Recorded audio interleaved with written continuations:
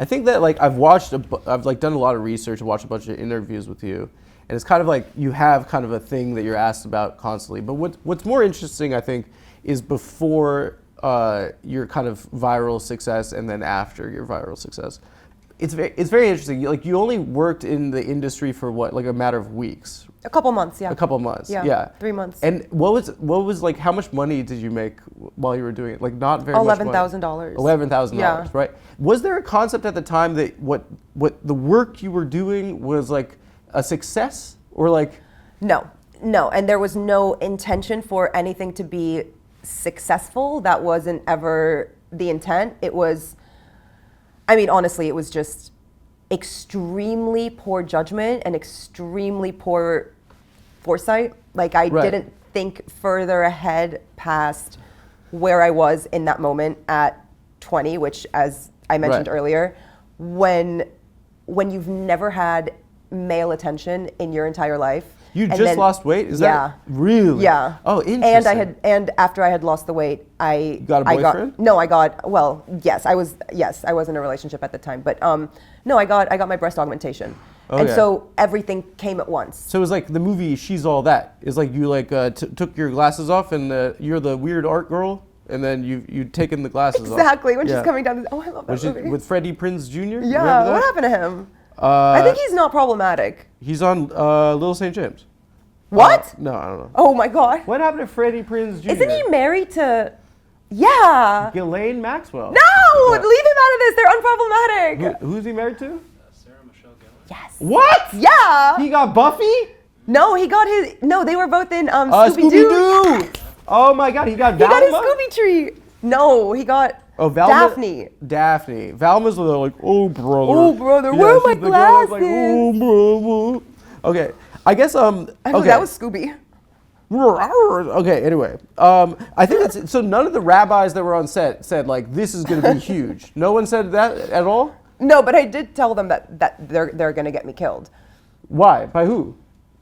What do you mean? Family? No. Just by in general when it was when I was told what I was going to be wearing and what I was going to be doing. Oh, that thing. Yeah. Oh yeah, the hijab. Yeah. I think it's like interesting. It's like I was thinking about how to handle it, and like normal Adam's like, oh, I don't know what that is, but like I think in a real sense, probably like every guy you've met and a lot of women you've met are familiar with it, and it's just like you became a viral sensation, but like what I was wondering is like to what extent like whether or not you realize that this has like become incredibly famous. So at that moment, I still thought that no one was ever going to find out about this. Right. But I think the way it happened was very just circumstantial. It was very like, it was just lightning in a bottle because of everything that was happening in the world at the time. Charlie Hebdo had just happened. Me Too had just really taken off. There was a lot of social things going on that really were the reason why I was a part of that and why it kind of exploded the way it did. You're from an immigrant family, like so am I, right? Like, was one of your concerns that that it would cause a rift in a traditional immigrant family? Not necessarily, because I did not think anyone would ever find out. So everything happened very, very quickly. And subsequently, did it cause tension in the family? Yeah, we were estranged for a long time after that. Right. I guess like you were telling me on the phone, like you got a job, so like after getting out, like you left on your own terms. Yeah. It was only a matter of a couple. Yeah, after everything months? kind of happened like that, I mean, obviously, yeah, I did. That wasn't the intention, and that is not what I wanted to do or be doing. I basically just had my early 20s slutty phase in front of everybody in the world.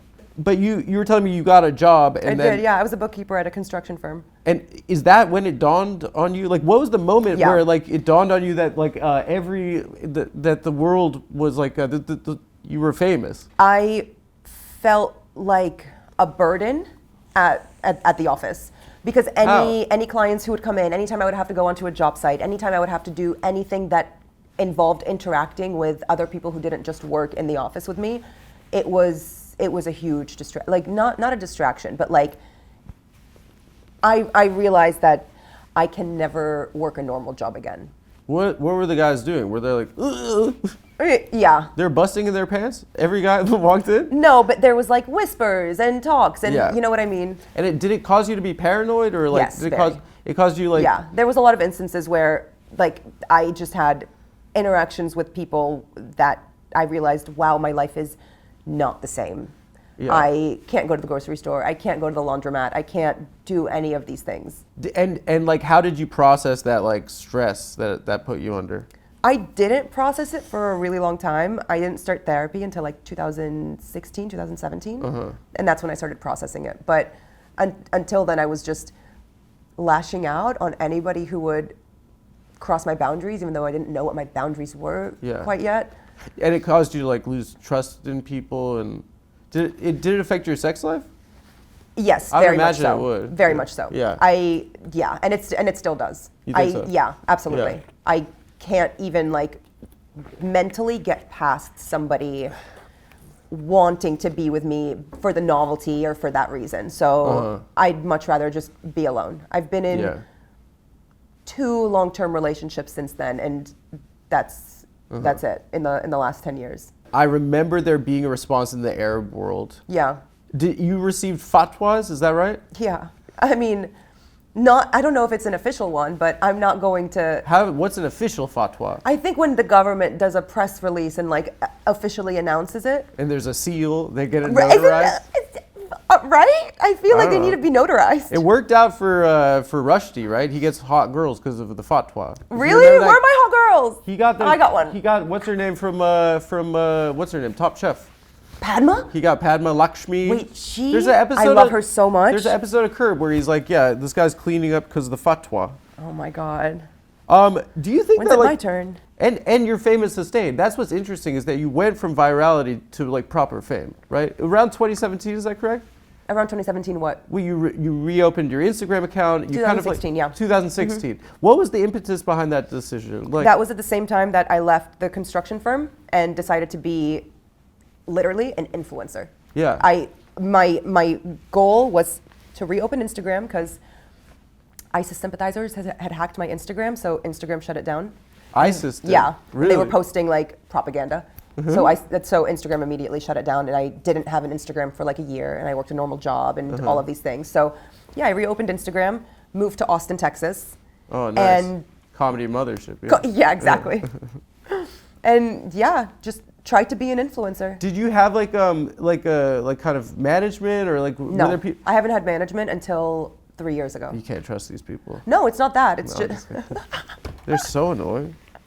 They're like, take pictures of yourself looking sexy and put it in GQ, and every comedian's gonna make fun of you, Adam. yeah. Hold the mic this way. They'll love that. You just lay on the ground and go like that. Twirl the wire around your Every head. comedian's gonna just shit on you in every group chat.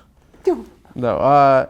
But you've been remarkably successful, right? Thank you. You've become kind of like a media personality and like a cultural figure, right?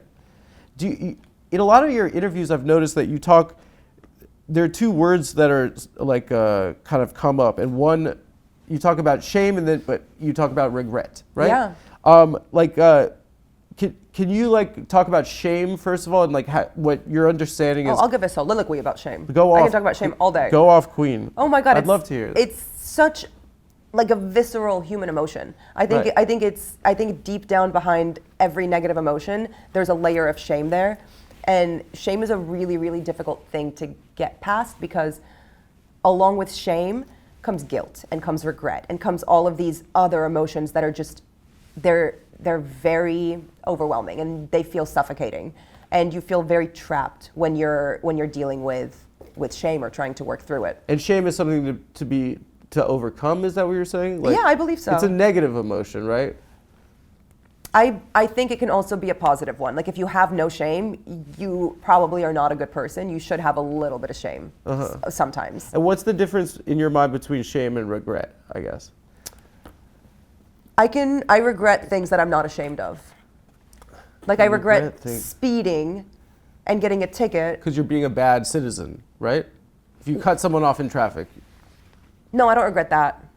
You don't regret that? No. Okay. Everyone gets their turn getting cut off. So you have no shame, you're saying? Not in that instance. I think but that's if I were shameful. to be pulled over for not using a turn signal, I would have regret, not shame. Okay. I mean, you've become an incredibly impressive and successful person. So how do you manage shame and regret in relation to your instant virality? Therapy. Therapy. I've worked through that for years, and I'm still working through it, but the battle isn't as tough as it was 7 years ago. Now it's just maintaining.